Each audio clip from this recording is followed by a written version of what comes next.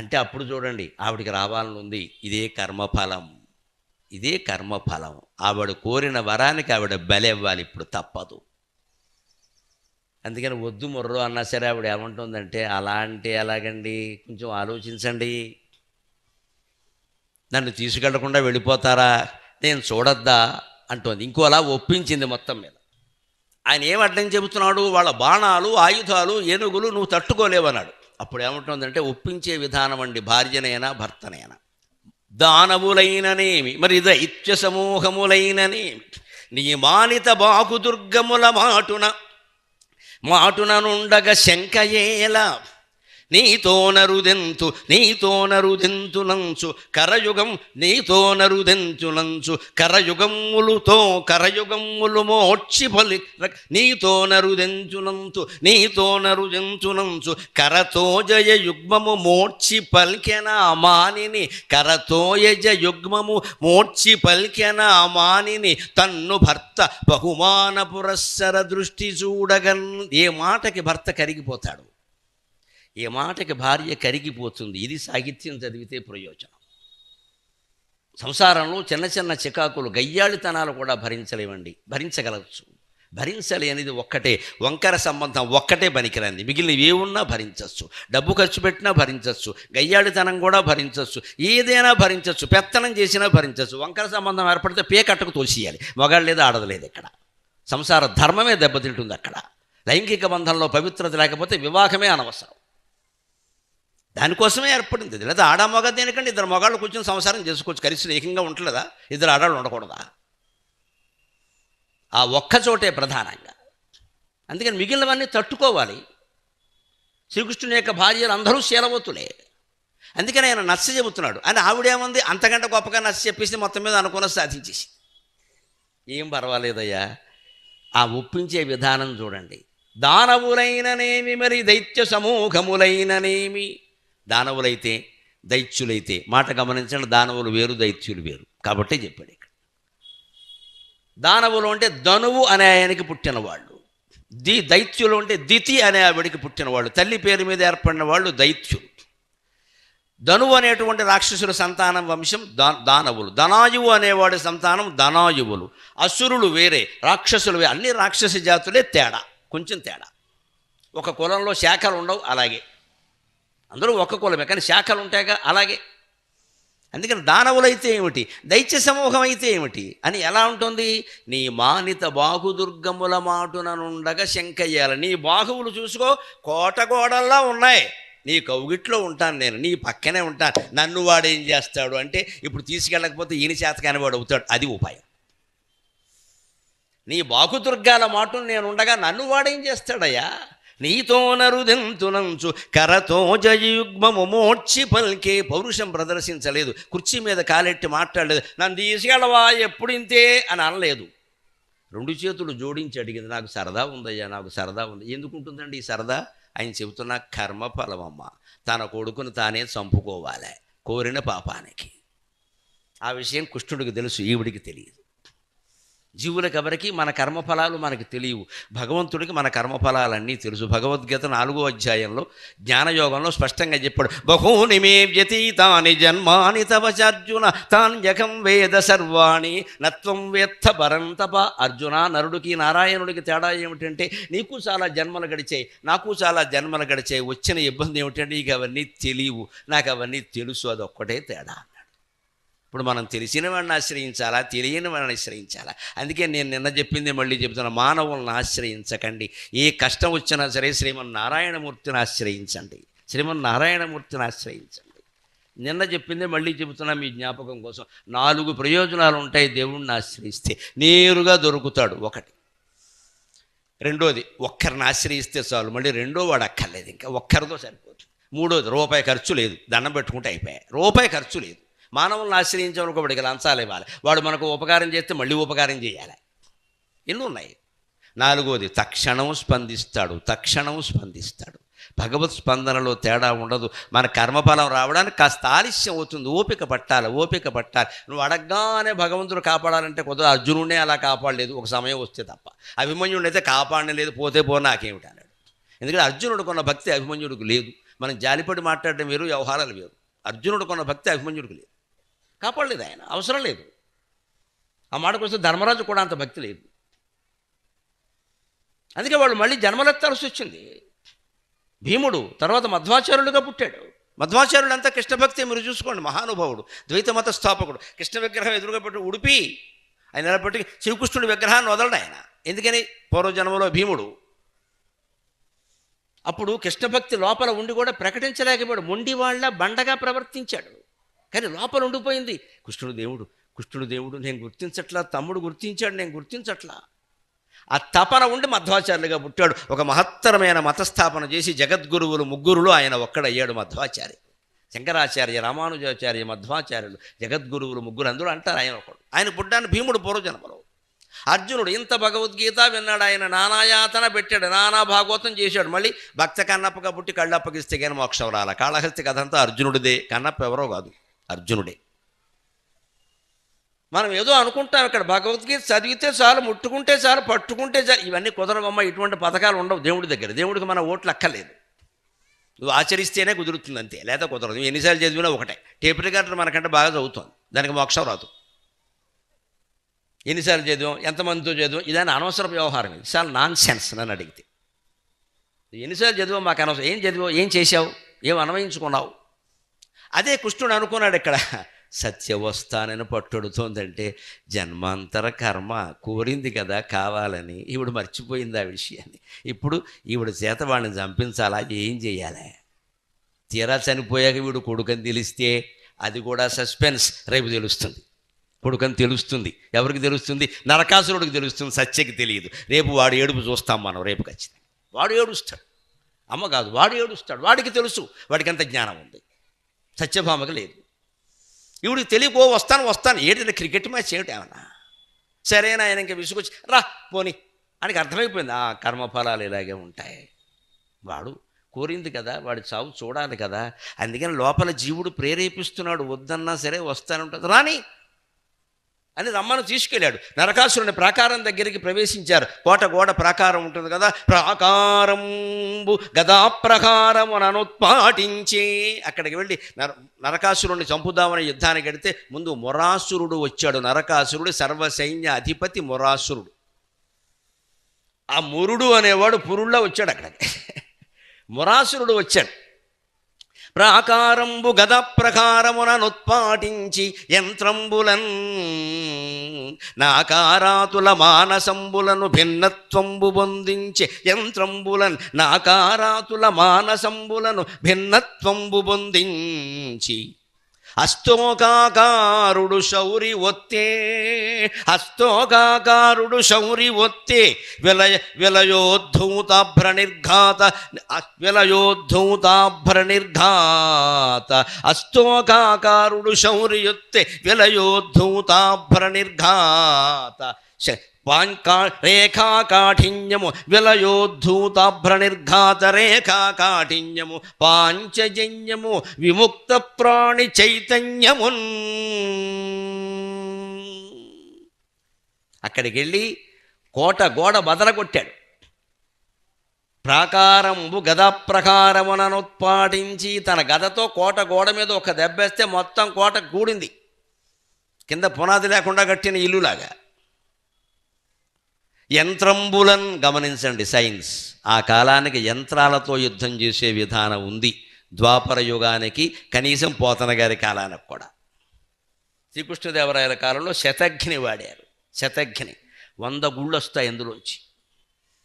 ఉమ్మత్తూరు దుర్గం మీద శతఘ్ని ప్రయోగం చేశాడు మహానుభావుడు. ఆముక్తమాల్యదలో గొప్ప కవిత్వం చెబుతాడు. గోదాదేవి విరహ వేదనని తుపాకీ గోళతో పోలుస్తాడు ఆయన. ఎందుకంటే పగలు యుద్ధం చేశాడు ఆ మహారాజు, రాత్రి కవిత్వం రాశాడు. జయహో శ్రీకృష్ణదేవరాయ, జయహో శ్రీకృష్ణదేవరాయ. అటువంటి రాజు దేశంలో కనబడ్డండి. అక్కడ పగలు యుద్ధం, రాత్రి కవిత్వం. విజయవాడ దగ్గరలో ఉంది మీకు అక్కడ క్షేత్రం, అక్కడ శ్రీకాకుళం విజయవాడ దగ్గర శ్రీకాకుళ ఆంధ్రదేవ. ఆ గుళ్ళో ఉన్నాడు ఆయన వారం రోజులు. ఉమ్మత్తూరు దుర్గాన్ని ముట్టడించడానికి సాధ్యం కాక, ఎందుకంటే అది జలదుర్గం, చుట్టూ నీళ్లే. ఈయన పడవలో వెళ్ళి యుద్ధం చేయాలి. పడవలో రానివ్వడం కానీ పెళ్లివారు ఏంటి, మగ పెళ్లివారా, బాణాలు వేసి చంపేస్తారు. అందుకని ముందు నీళ్లు జాలు కింద తీసేసాడు కృష్ణదేవరాయలు. ముందు సైనికుల్ని పంపించి నీళ్లు లాగేలా చేశాడు బయటికి. అప్పుడు ఒట్టి భూమి వచ్చాక యుద్ధానికి వెళ్ళాడు. శతఘ్నులు తోసుకుంటూ వెళ్ళారు. ఆ శతఘ్నుల నుంచి that that that that that that అని తుపాకీ గుళ్ళు వస్తున్నాయట. అవి ఎలా ఉన్నాయంటే ఆముక్త మంజలో గోదాదేవి విరహంలో వర్ణిస్తాడు ఆయన. ఉదయాన్నే పద్మాలు ముడుచుకున్న పద్మాలు ఇలా తెరుచుకున్నాయట. అంతకుముందు పద్మం ముడుచుకోకముందు రాత్రి సుగంధం కోసం వచ్చి తుమ్మెదలన్నీ అందులో ఉండిపోయాయట. ఇలా ముడుచుకుపోయిందట పద్మం. పొద్దున ఇలా పద్మం తెరుచుకోగానే తుమ్మెదలన్నీ బయటకు వస్తున్నాయట. ఆ బయటకు వస్తున్న తుమ్మెదలు తుపాకీ గుళ్ళులా ఉన్నాయంటాడండి కృష్ణదేవరాయల కవి. ఏమి తెలుగు సాహిత్యం, ఏమి తెలుగు సాహిత్యం! ఏం చదివాం అమ్మా, ఏం చదివాం! ఏదో నొక్కుకుంటూ కూర్చుంటాం ఇక్కడ ఫోన్. నేను సంతోషిస్తున్నా, పర్వాలేదు. నా ప్రవచనం ఒక సినిమా హీరో ప్రోగ్రాంలో అయింది. ఎలా వేసారంటే సర్టిఫికెట్ మనకి. పర్వాలేదు. మాస్ ఇమేజ్ ఎవడుకుంటుందండి? అదృష్టం కొద్దీ అవధానుల్లో ప్రవచనకర్తల్లో మాస్ ఇమేజ్ ఉందమ్మా, మాస్ ఇమేజ్ ఉంది, ఉండాలి ఖచ్చితంగా. వాళ్ళలోకి వెళ్ళాలి. ఇంకా వేయకండి, వేశారు. చదవాలి, సాహిత్యం చదివితే తెలుస్తుంది. అంత ఉత్తేజం కలగకపోతే ఎలా రాదు కదా నోటమట. షణ్ముఖ ఆంజనేయరాజు పద్యానికి వేసేవారు, మళ్ళీ గరికిపాటి నరసింహారావు ప్రవచనానికి వేస్తున్నారు. I have become a hero, no doubt. ఆత్మవిశ్వాసం అంతే. ఇక్కడ మాసులోకి వెళ్ళిపోయింది. ఇక్కడ ట్రాక్టర్ డ్రైవర్లు, జీపు డ్రైవర్లు అందరూ నా ప్రవచనాలు ఉంటున్నారు. ఇక్కడ పొలోమని దండం పెడుతున్నారు కనపడుతుంటే. వాడికి ఏమర్థమైందో నాకు తెలియదు, ఏమో నాకు అర్థం కాల, వాడికి అర్థమైంది. వాడికి ఉపయోగపడే మాట అయితే దొరికింది. అది కదా ఉపయోగం. లేకపోతే ఇన్ని పురాణాలు ఉండి ఏం చేసుకుంటాం ఇవన్నీ? అది ఎందుకు వింటున్నారు ఇంతమంది? తుపాకీ గుళ్ళు అండి. తుమ్మెదలు బయటకు వచ్చి తుపాకీ గుళ్ళు. తుమ్మెద ఎంత సుకుమారం, తుపాకీ గుళ్ళు ఎంత కఠిన. పోల్చాడైనా. బంధింపబడిన పద్మాల్లో ఉండే తుమ్మెదలు దడదడ దడదడ బయటకు వచ్చినట్టుగా ప్రాణాలు రక్షించుకుందామని శతఘ్నంలోంచి తుపాకీ గుళ్ళు వచ్చాయనండి. లేదా తుపాకీ గుళ్ళు వచ్చినట్టుగా తుమ్మెదలు వచ్చాయనండి. గోదాదేవి విరహం ఏమిటి, యుద్ధం ఏమిటండి? సమరాన్ని, సంసారాన్ని రెండు సమానంగా భావించింది తెలుగు జాతి, తెలుగు కవిత్వం అంతా. ఏదైనా సమరమే, ఏదైనా సంసారమే. హాయిగా చెయ్యి, ఎందుకు ఆ గోల? ఇవాళ ఉన్నదా రేపు ఉంటుందా? తేడాలు వస్తాయి రాని, దాన్ని తట్టుకుందాం, అది కూడా గొప్ప విషయమే. ఈ సహనం ముఖ్యం. అందుకని ప్రాకారాన్ని గదేశో దెబ్బ కొట్టాడు, అయిపోయింది. యంత్రంబులన్ నాకారాతుల మానసంబులను భిన్నత్వంబు పొందించే రకరకాల యంత్రాలు ఉపయోగించి నాకారాతులు, గొప్ప మాట. నాకం అంటే స్వర్గం, అరాతి అంటే శత్రువు. స్వర్గానికి శత్రువులు ఎవరు? రాక్షసులు. వీళ్ళ మానసాలు, గుండెలు బద్దలైపోయేలా యంత్రం నుంచి శతఘ్నుల ద్వారా ప్రయోగించాడు ఆయన శ్రీకృష్ణుడు కాలంలో. ప్రాకారాన్ని పగలగొట్టాడు. రాక్షసుల గుండెలు బద్దలైపోయేలా బాణాలు వేశాడు, తుపాకులు లాంటివి వేశాడు ఏకంగా. భిన్నత్వంబు పొందించి అస్తోకాకారుడు శౌర్యయుత్తే. ఒక్కసారి సైన్యం అంతా మీదకు వస్తుంది. కోట గోడ పగలగానే సహజంగా కొన్ని వేల మంది వస్తారు. అన్ని వేల మందితో ఒక్క మనిషి యుద్ధం చేయడం కష్టం. అందుకే ఏం చేశాడైనా? శంఖం తీసుకున్నాడు. పాంచజన్య శంఖము ప్రపంచ ధార్మికాంకము ఆదిదేవుడు ఆత్తావనుడు ఉదరణాంగణమున. పాంచజన్య శంఖము ప్రపంచ ధార్మికాంకము ఆదిదేవుడు ఆత్తావనుడు ఉదరణాంగణమున. పంచజన్య శంఖము ప్రపంచ ధార్మికాంకము. మా చిన్నతనంలో 6:30కి భక్తి రంజన తర్వాత వచ్చే పాటమ్మా ఇది. అలా పెరిగాం కాబట్టి ఈ పాటలు వస్తున్నాయి. రేడియోలో వచ్చిన పాట ఇది. పిల్లలకి ఆ పాటలు వినిపించండి. వాళ్ళు ఇష్టం వచ్చినట్టు వాళ్ళని వదిలేయకండి. వాళ్ళ పనులు వాళ్ళు చేసుకుంటూ ఉంటే మీరు ఈ భక్తి రంజని, ఎంఎస్ సుబ్బలక్ష్మి గారి అవి పెట్టేయండి. వాడు కొద్దిగానైనా వింటాడు, ఏదో ఓ మాటైనా వస్తుంది. వాడికి డిస్టర్బెన్స్ అని ఎదవ మాటలు మాట్లాడకండి ఎక్కడ. వాడు బాగుపడే దీనివల్లే, ఆ చదువుల వల్ల బాగుపడ్డవాడు దీనివల్లే బాగుపడతాడు. సుబ్బలక్ష్మి గారి సుప్రభాతమో, విష్ణు సహస్రమో, భజగోవింద కీర్తన అలా ఇంట్లో వినపడుతూ ఉంటే ఎప్పుడో ఒకసారి వాడి కర్మ ఫలించి అమ్మా ఏమిటిది నాకు తెలియదమ్మా, లోపల నుంచి ఏదో ఆనందంగా ఉందని అడుగుతాడమ్మా. కొడుకైనా కూతురైనా వారు ధన్యజీవులు. అడగాలంటే మనం ఏర్పాటు చేయాలి కదా. మా పిల్లలు ఇంగ్లీష్ మీడియం, తెలుగు రాదని గొప్పగా చెప్పొద్దమ్మా, సిగ్గుపడాలి. తెలుగు వాళ్ళమే పుట్టి, తెలుగు తల్లికి తెలుగు తండ్రికి పుట్టి పిల్లలకి తెలుగు రాకపోవడానికి గొప్పగా చెబుతున్నామంటే మనం మనుషులమా, పశువులమా? అన్నం తింటున్నావా, గడ్డి తింటున్నావా? తెలుగు రాదని గౌరవంగా, తెలుగు రాదని సిగ్గుపడాలి. ఎంత దారుణంగా వ్యాపించేసింది అంటే, మనం ఆ పని మనిషి మధ్యాహ్నం 3:30కి ఇంటికి వస్తుంటే సార్ డోర్ అంది. నేను వెంటనే అంజమ్మ తలుపు అనాలన్నాను. అదేముంది, నాకు ఇంగ్లీష్ రాదు, తెలుగే వచ్చింది. నీ ఇల్లు బంగారంగా, నమస్కారం అనుకున్నాను. సార్ డోర్ అనగానే డోర్ కాదమ్మా తలుపు అన్నాను నేను. అంటే నాకు ఇంగ్లీష్ రాదు, తెలుగే వచ్చు. చివరికి మన భాష పరిస్థితి ఎలా అయిందంటే తలుపు ఇంగ్లీష్ అయింది, డోర్ తెలుగు అయింది. మీరు ఎక్కడి నుంచి బాగు చేసుకొస్తారు? నాదే తప్పులే అన్నాను నేను. దానికి తెలియదు అది ఇంగ్లీష్ అని. వాళ్ళు ఏమనుకుంటారు పాపం, అల్పాదాయ వర్గాలు కాబట్టి వాళ్ళ మనస్సు ఎలా, మనకు వచ్చింది తెలుగు, మనకు రాంది ఇంగ్లీషు, అంతే. ఇంత దారుణమైన పరిస్థితుల్లో ఉందండి భాష. అందుకే ఈ జీవుడికి అధికార భాషా సంఘాలు అధ్యక్ష పదవులు కాదమ్మా. భాష బాగుపడడం కావాలి, భాష బాగుపడడం కావాలి. పదవులు పీఠాలు ముఖ్యం కాదు. మీ పెదవులతో మీరు మాట్లాడండి, పిల్లలు మాట్లాడేలా చేయండి. తెలుగు పద్యాలు పాటలు ఉన్న క్యాసెట్లు కొనండి, సీడీలు ఫోన్లో ఉన్నాయి కదా, యాప్లు డౌన్లోడ్ చేసుకోండి, మొత్తం వినిపించండి, అలా పెట్టేయండి. మరీ వాళ్ళు కోపడితే కట్టేయండి, లేదా పెట్టండి. అక్కడ రోజు పెడితే అదే ఉంటాయి. ఈ పాంచజన్య శంఖం పద్యం ఎవరో రాసింది, రేడియోలో వచ్చేది పూర్వం. ఆయన శౌరి ఒత్తే హస్తోకాకారుడు, అఖండమైన ఆకారం కలిగినటువంటి శ్రీకృష్ణ స్వామి పాంచజన్యం ఒత్తాడు. అది ఎలా ఉంది? విలయోద్ధూతాభ్ర నిర్ఘాత రేఖా కాఠిన్యము. విలయకాలంలో విసిరేసినట్టుగా ఒక పిడుగు పడింది. నిర్ఘాతం అంటే పిడుగు. ప్రపంచమంతా ప్రళయం సంభవించినప్పుడు, సమస్త లోకాలు నాశనం అయిపోయేటప్పుడు 7 సంవత్సరాల పాటు వరుసగా సూర్యుడు ముందు వెలుగుతాడు. 7 సంవత్సరాలు. ఎక్కడికి వచ్చి వెలుగుతాడో తెలుసా? అబిడ్స్ జంక్షన్లోకి వచ్చి వెలుగుతాడమ్మా. మనం ఎవరం ఉండం, అంత కిందకు వస్తాడు, మొత్తం మాడి మసి. అప్పుడు భస్మం అయిపోతుంది మొత్తం ప్రపంచం. ప్రళయకాలం అంటే ఆ భస్మం మళ్ళీ వెళ్ళిపోవాలి కదా, ఉంటే ఎలాగా? మళ్ళీ బౌడిదిన కూడా అమ్మేస్తాడు ఇక్కడ. అందుకని వెంటనే 7 సంవత్సరాలు వాన కురుస్తుంది. సంవర్తక మేఘాలు అంటారు, ప్రళయకాల మేఘాలు. అవి 7 సంవత్సరాల పాటు పగలు రాత్రి తేడా లేకుండా కురుస్తూనే ఉంటాయి. అలాగా అప్పుడు ఈ బూడిదంతా అంతా వెళ్ళిపోతుంది. అప్పుడు ఒకే ఒక సాగరం వెలుగుతుంది. ఆ సాగరంలో ఉండేవాడు ఎవరండి? కరారవిందేన పదారవిందం ముఖారవిందే వినివేశయంతం వటస్య పత్రస్య పుటేశయానం పాలం ముకుందం మనసా స్మరామి. కృష్ణకర్ణామృతంలో శ్లోకం. ఆ ప్రళయ సాగరంలో ఉండేది ఈ కృష్ణుడు కాదమ్మా, బాలకృష్ణుడు. ఒక మర్రి ఆకు మీద ఉంటాడు. మర్రి ఆకు మీద పట్టేంత చిన్న శిశువు. ఆ భగవంతుడు గర్భంలో ఈ లోకాలన్నీ ఉంటాయి. మళ్ళీ ఆయనకి ఎప్పుడో అలా విహరించగా ఈ సృష్టి చెయ్యాలి అనుకున్నప్పుడు మళ్ళీ తీస్తాడు బయటికి.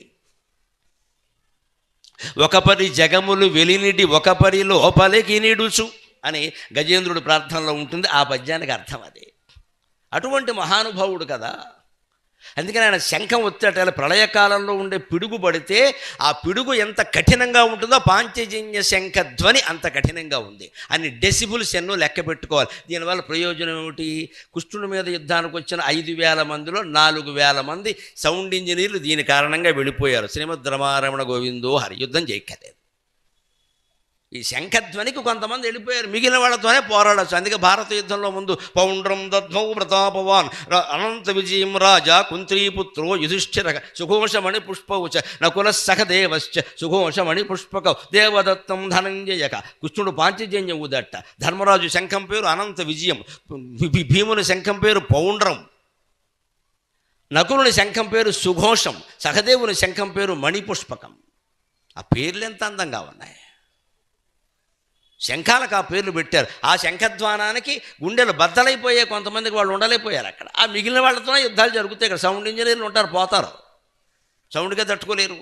అందుకనే ఆయన శంఖం ఒత్తాడు ఒక్కసారిగా. అప్పుడు యుద్ధం ప్రారంభమైంది మొరాసురుడితో. మొరాసురుడిని ఒక్క దెబ్బలో సంహరించగలిగలగా దుర దుర బరువిడి బిరుసున. పోతన గారి ప్రయోగం చూడండి. దుర దుర బరువిడి బిరుసున హరి హరి నిలువు మనుచు అసురయు మెరసెన్ మురముర దివిజుల హృదయము మెర మెర నేడన గుణనుచు హరియున్ మెరసెన్. దురదుర బిరబిర మెరమెర మొరమొర మొరముర, మొత్తం మరమరాల పద్యం అంటారు దీన్ని. ఇలాంటి పద్యాలు పోతనగాడే రాయగలడు. అడిగెదనని కడు వడిజెను అడిగిన తను మగుడ నుడువడని నడయుడుగున్ వెడ వెడ సిడి ముడి తడబడ నడుగిడు నడుగిడదు జడిమ అడుగిడు నెడలన్. ఇది గజేంద్ర మోక్షాల్లో పద్యం. ఇంత చేస్తే అక్కడ దృశ్యం ఏమిటంటే విష్ణుమూర్తి గజేంద్రుని రక్షించడానికి పరిగెడుతున్నట్ట, లక్ష్మీదేవి వెనకాల పరిగెడుతున్నారు. అడుగుదాం ఎక్కడికి వెళుతుంటే ఎక్కడికైనా అడగకూడదు, అదో గొడవ. మరి అడగకపోతే చెప్పడు. ఈయన తక్కువవాడు కాదు. భూమండలానికి వెళ్ళి హైదరాబాద్లో ఓ అమ్మాయిని పెళ్లి చేసుకుని పైకి తీసుకెళ్ళిపోయి Lakshmi don't think otherwise under particular circumstances అంటాడు. ఈయన ఇంగ్లీష్ మాట్లాడతాడు. ఆవిడ కుటుంబం అయిపోయింది అక్కడ. అడగకపోతే పెద్ద గొడవ, అడిగితే తగదా. అందుకని అడుగుదామా వద్దా అని ముందుకి వెనక్కి అడుగులేస్తున్న లక్ష్మీదేవి అడుగులని తెలుగు కవి బమ్మెర పోతన్న ఎలా వర్ణించాడు అంటే, అడిగెదనని కడువడిజను అడిగిన తను మగుడ నుడుబడని నడయుడుగున్ వెడబెడ సిడి ముడి తడబడ అడుగిడునడుగిడదు జడి మనడుగిడు నెడలన్. లెక్క పెడితే 23 డకారాలు ఉంటాయి. 23 డకారాలు.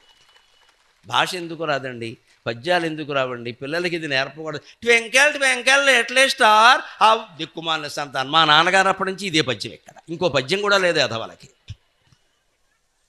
పైగా రింగారో జస్ట్ ఎదో చచ్చిపోయిన వాడు చుట్టూ తిరిగిన పాట అది. ప్లేగు వ్యాధి వచ్చి 13వ శతాబ్దంలో 13 లక్షల మంది చచ్చిపోతే ఆ రోజు కలర్లో పొక్కులు వచ్చాయి. ప్లేగు వ్యాధికి పొక్కులు వస్తాయి, ఇవి గులాబీ రంగులో ఉంటాయి. వాళ్ళ శవాల చుట్టూ తిరిగిన పాట అమ్మ. ఇటువంటి పాట ఇంగ్లీషులో ఇంట్లో వినపడితే అశుభాలు జరుగుతాయి, లక్ష్మీదేవి పారిపోతుంది. ఎదవ పాటలు పాడలేకండి. ఇవే మనం నేర్పాల్సింది. రింగారో జస్ట్ ఏటా అర్థం లేకుండా. అంటే పొక్కుల్లారా పోయారా. పోయిన పిల్లల దగ్గర పాడే పాట చదువుకున్న పిల్లల చేత పాడిస్తున్నాం, లక్షల రూపాయల ఫీజు కొడుతున్నాం. మనకు అసలు బుద్ధి జ్ఞానం ఉందా? ఏం నేర్పుతున్నారు వాళ్ళకి, ఏం నేర్చుకుంటున్నారు? మావాడు ఇంగ్లీష్ మీడియం బతుకంతా నాశనం అయిపోయింది. అదే తెలుగు మీడియంలో మా చిన్నతనంలో చెప్పిన పద్యం మీద, రే కఠినమైన పద్యాలు ఉంటాయరా, ఎవరు పాడతారా అని మా మాస్టర్ చెప్పేవారు. ఒక్కసారి గ్రహిస్తే ఓ బహుమతి ఇచ్చేవాడు.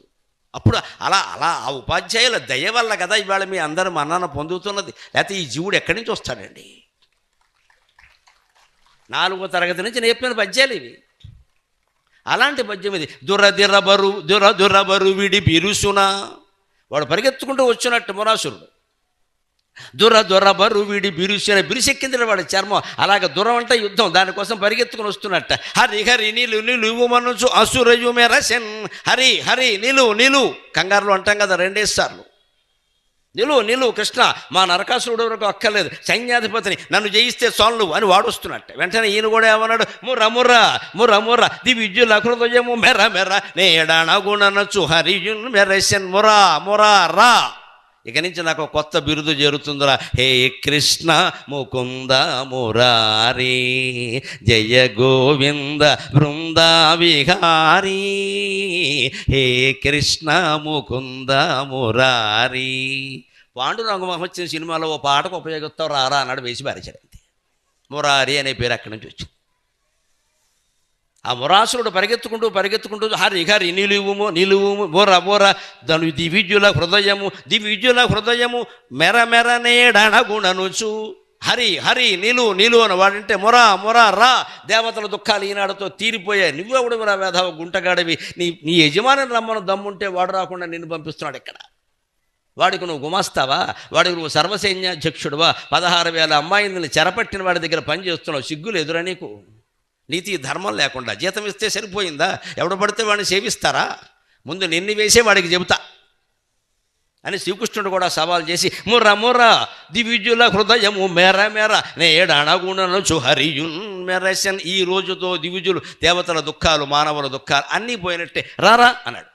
అప్పుడు వాడు గద విసిరాడు కృష్ణుడి మీద. గద వేసెన్ మురదాన ఉండు హరిపై. ఆ యుద్ధాన్ని ఎలా వర్ణిస్తున్నాడో, యుద్ధానికి తగిన పద్యం. తెలుగు ఛందస్సులుంటాయి. చంపకమాల వేరు, ఉత్పలమాల వేరు, కందపద్యం వేరు, సీసం వేరు, శార్దూలం వేరు, మత్తేభం వేరు. ఇక్కడ పోతన గారు మత్తేభం ఎంచుకున్నాడు. అంటే ఎందుకంటే ఇది యుద్ధం, శోభనం కాదు ఇది. మత్తేభం అంటే మదించిన ఏనుగు. అది ఎలా ఉంటుంది? సంహరణ మజవా అని ఉంటుంది. సరిగ్గా సా. తెలుగు బాగా తెలిసిన వాళ్ళకి, ఛందస్సు తెలిసిన వాళ్ళు తెలుసు. సా అంటే ఏమిటి? 2 లఘువులు 1 గురువు. మళ్ళీ వెంటనే భా అంటే 1 గురువు 2 లఘువులు, అంటే ఇలా ఎత్తడం ఇలా వంగడం. అది 2 లఘువులు 1 గురువు, మళ్ళీ 1 గురువు 2 లఘువులు. ఏనుగు తొండం అలాగే ఉంటుంది, ఇలా పైకి లేస్తుంది, మళ్ళీ ఇలా వస్తుంది. ఆ ఏనుగు తొండం ఆకారంలో ఛందస్సును నిర్మాణం చేసిన మన శాస్త్రవేత్తలకి నమస్కారం. జంతువుల అరుపుల నుంచి మహాసంగీతాన్ని సృష్టించారు. ఎంత గొప్ప జాతి! ఆ జంతువుల శరీరాలు, వాటి భావాలు, వాటి నుంచి యుద్ధాలు, ఛందస్సులు సృష్టించారు. శార్దూలం అంటే పెద్ద పులి గాండ్రించినట్టు ఉంటుంది. అది 4 లఘువులు, 4 గురువులు ఉంటాయి. ముందే 3 గురువులు. మస చేసే తాతగా అంటాడు. అలాగా ఆయన మురాసురుడు వచ్చాడు. గదవే గదవేశన్ మురదానవుండు హరిపై కంసారియుం తద్గదన్ గద చేతురించి కంసారియుం తద్గదన్ గద చేతురించి సహస్రభాగములుగా కల్పించెను ఆలోనవాడు అద్దిర హస్తములెత్తి కొంచువడిరా ఆలోన వాడెదురై హస్తములెత్తుకొంచువడిరాన్ ఈక్షించి లీలా సమగ్రదశన్ ఐదు శిరంబులన్నిటిని తా ఖండించే చక్రాగతిన్. మురాసురుడు గద వేశన్ మురదానవుండు హరిపై దూరం నుంచి ఒక గద విసిరట్ట. ఆ విసిరిన గద ఈ కృష్ణుడిని తాకడానికి ముందే కృష్ణుడు ఇంకో గద విసిరాడు. ఆ గదని ఖండించి అది వాడికి తాకింది. ఇది ఇప్పుడేమో షటిల్ బ్యాడ్మింటన్లో ఇది కాదా, వాడు ఇలా వేస్తాడు, వాడు కింద పడకుండా మనం వెయ్యాలా వద్దా? ఈ ఆటలు ఆడిస్తే పిల్లలకి ఆ తెలివి వస్తుంది. నన్ను ఇంచండి ఇంకో మాట, ఆటలు ఆడడం కేవలం ఆటలు ఆడడం కోసం కాదండి. ఆటల్లో ప్రదర్శించిన సాహసం జీవితంలో బలహీనుల్ని రక్షించడానికి ఉపయోగపడాలి. అందుకు ఆటల ప్రయోజనం. నేను పెద్ద క్రీడాకారుణ్ణి, నాకు 100 కోట్ల ఆస్తి, దేనికి నీకు పని లేక నువ్వు ఎవరిని కాపాడావు? ఇక్కడ నువ్వు ఆటలాడుకుంటూ కూర్చున్నావు. ఆటలకి ప్రయోజనం కలగాలంటే ఆటల్లో చూపించే సాహసం బలం జీవితంలో చూపించాలి. ఇంత పెద్ద క్రీడాకారులు జీవితంలో ఓ సమస్య రాగానే పీత్వా ఆగడానాం పీత్వా అయిపోతాడు. వీడు డ్రగ్ అడిక్ట్ అయిపోయాడు. నాకు అర్థం కాదు, ఇది గొప్ప క్రీడాకారుడా డ్రగ్ అడిక్ట్ అవుతాడా? నీ క్రీడ దేనికయ్యా మహానుభావ? నీకు బలం లేదు, మానసిక బలం లేదు, గడ్డి పరక్కంటే అన్యాయంగా ఉన్నావు. డ్రగ్ అడిక్టా? దానికోసం డోపింగ్ టెస్టా? ఎంత అన్యాయం అండి. క్రీడాకారుడికి డోపింగ్ టెస్ట్ ఏమిటండి? అసలు ఆ పరిస్థితి ఎందుకు వచ్చింది? వీళ్ళు పుచ్చుకుంటున్నారు అంటే వీడు గెలవడం ప్రధానం, జీవితంలో నిలబడడం ప్రధానం కాదు. ఇక్కడ ఆ కాసేపు గెలవడం కోసం ఏదో స్టెరాయిడ్స్ వాడేస్తే బలవంతంగా పరిగెత్తేస్తే ఓ అంటారు. కేంద్ర ప్రభుత్వం వాళ్ళు 2 ఎకరాలు, రాష్ట్ర ప్రభుత్వం వాళ్ళు 3 ఎకరాలు ఇచ్చేస్తారు. ఇక కూర్చుంటారు ఇక్కడ పేకాడుకుంటున్నావు. వీడి వల్ల దేశానికి ఏం ఉపయోగం లేదు. నువ్వు సమాజానికి ఏం చేశావు? నన్ను మన్నింతురుగాక. ఇంత పాండిత్యం ఉన్నందుకు నన్ను నిరంతరం వేధించే ప్రశ్న, నా మాటలు ఎంతమందికి చేరుతున్నాయి, ఎవరు బాగుపడ్డారు అనుకోబట్టే ఈ తాపత్రయం పడుతున్నావమ్మా. ఈ తాపత్రయం పడుతుంది. ఓ పక్క సమయం అయిపోతుంది, కానీ నా సిలబస్ అయ్యే వరకు నేను వదలను. 10 నిమిషాలు ఎక్కువే మాట్లాడతా. నాకు సంభావనలు లెక్కెట్టుకుని మాట్లాడే అలవాటు లేదు. ఎందుకు ఈ తాపత్రయం అంటే, ఇంతమంది ఉంటున్నారు, వాళ్ళకి ఏదో చెప్పాలి. క్రీడాకారుడు అంటే 2 ఎకరాల పొలం, 2 కోట్లు మింగేసి కూర్చోవడమా? మళ్ళీ క్రీడే, జీవితం అంతా క్రీడేనా? నీ తలక ఇంకేం లేదా ఇక్కడ? దాన్ని సమాజంలో ఉపయోగించాలి కదా. ఆ బలాన్ని, ఉత్సాహాన్ని ఇది ఇక్కడ చెబుతున్నాడు. చూడండి, గద వేసట. ఆ గదని ఒక్క దెబ్బతో ఛేదించట. ఎలాగా? గదవేశన్ మురదానవుండు హరిపై. మురాసురుడు గద ప్రయోగించాడు. ఈయనేం చేశాడు? కంసారియుం తద్గదన్ గద చేతురించే సహస్రభాగములుగా కల్పించే. ఆ గద ఈయన దగ్గరికి రావడానికి ముందే ఈయన గద వేస్తే ఆ గద 1000 ముక్కలైంది. అది ప్రజ్ఞ. అప్పుడు వాడేం చేశాడు? గద ఒక్కసారి విసిరిన గద ముక్కలైపోగానే మధ్యలో ఇంకేం చేయాలో తెలియలా. పక్కన ఆయుధం తీసుకుందుకు వంగాడు అనుకోండి, రథంలోనో ఎక్కడో, ఆ దెబ్బలో ఈయన బాణం వేస్తే అయిపోతాడు. వంగడానికి అవకాశం లేదు ఎక్కడ. అందుకని వాడు ఇంకేం చేయలేక పిచ్చెక్కిపోయి తానెదురై హస్తములెత్తుకొంచు వడిరా. నిన్ను చంపడానికి గద అవసరం లేదయ్యా కృష్ణుడివి, నువ్వెంత, నీ బరువెంత, నీ శరీరం ఎంత, అసలు నేను గుద్దుతో చంపేస్తా అని 2 చేతులు ఇలా ఎత్తుకుని వడిరాన్ వేగంగా వస్తున్నట్ట. చూశాట, అయిపోయిందిరా, నాకు దొరికేవరా, అసలైన ఆయుధం ఇప్పుడు తీస్తా. రామచంద్రమూర్తి ఆయుధం ధనుర్బాణాలు అయితే శ్రీకృష్ణస్వామి ఆయుధం సుదర్శన చక్రం. వేసాయి ఒకటే దెబ్బ. అందుకని వడిరానీక్షించి తానెదురై చిరంబులన్నిటిని తా ఖండించే లీలా సమగ్రదశన్. వాడు కళ్ళు తెరిచి ఏం జరుగుతుందో చూసేలోగా చక్రాన్ని స్మరించాడు. ఇక్కడే మనం చెప్పుకోవాలి, శ్రీకృష్ణుడికి చక్రం, గద అన్నీ విష్ణుమూర్తికి ఉండే ఆయుధాలన్నీ ఉంటాయి. విష్ణుమూర్తికి ఉండే ఆభరణాలన్నీ ఉంటాయి. కౌస్తుభమని కూడా ఉంటుంది. రాముడికి అవన్నీ ఉండవు. ఎందుకంటే రాముడు మనిషిగా పుట్టిన అవతారం, కృష్ణుడు పుట్టుకతోనే దైవంగా పుట్టిన అవతారం. కృష్ణస్తు భగవాన్ స్వయం. అందుకే నన్ను గద వేస్తే గద చేతులు ఎత్తుకొని వచ్చాట. నిన్ను చంపడానికి ముష్టిఘాతం చాలు. ముష్టి అంటే మరోలా అర్థం చేసుకోకండి, పిడికిలి. అందుకే బాక్సింగ్ అని తెలుగులో ముష్టి యుద్ధం అంట. ముష్టి అంటే కొట్టుకోవడం కాదు, పిడికిలతో గుద్దుకోవడం. దాన్ని ముష్టి యుద్ధం అంట. ముష్టి అంటే పిడికిలి. అందుకని పిడికిలతో చంపేస్తాను నేను అని వచ్చేటవాడు. నువ్వు చంపుదా అని వాడు ఇలా వస్తుంటే పైగా అనువుగా దొరికింది, కంఠం సరిగ్గా చక్రానికి సరిపోయేలా ఉంది, గద ఇస్తే కష్టం అది. అందుకని అప్పుడు చక్రాయుధాన్ని ప్రయోగించి 5 శిరంబులన్నిటినీ, 5 తలకాయలు ఉన్నాడు వాడికి, 5 తలల పాములాగా మురాసురుడు. సేనాధిపతికి ఎన్ని ఉంటే నరకాసురుడికి ఎన్ని ఉంటాయి చూద్దాం, త్వరలో విడుదల. 5 శిరంబులన్నిటిని తా ఖండించి చక్రాహతిని ఒక్క దెబ్బతోనే 5 శిరస్సుల్ని వేసి పారేశాడు.